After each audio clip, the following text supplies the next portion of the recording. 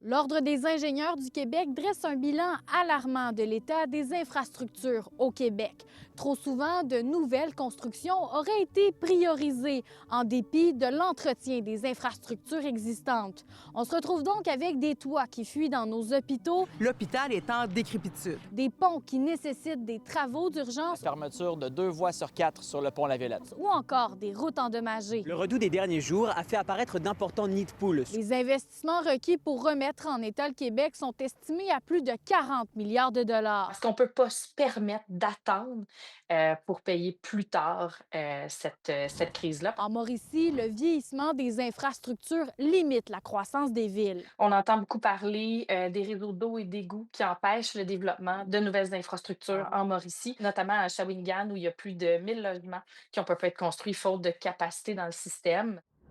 Les routes et les hôpitaux de l'Estrie se détériorent rapidement, selon l'Ordre des ingénieurs du Québec. 16 bâtiments du CIUS de l'Estrie-Chus sont dans de mauvais ou de très mauvais état.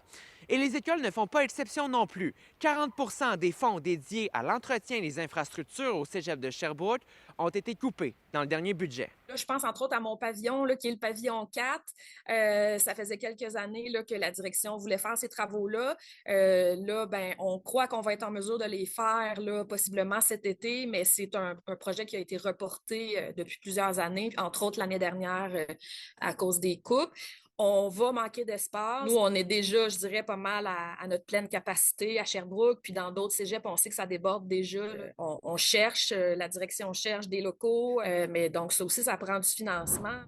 La crise des infrastructures touche aussi le Saguenay-Lac-Saint-Jean et se fait sentir concrètement à Dolbeau-Mistassini. Dans cette municipalité, c'est près de 8000 citoyens qui sont desservis par l'usine de traitement d'eau potable Amel, une installation qui est arrivée en fin de vie. Il faut penser qu'une usine qui arrête de fonctionner, il y a quand même un temps, les réserves sont pleines, il y a un temps de rétention, on a le temps d'aller faire les réparations nécessaires puis de remettre ça en marche.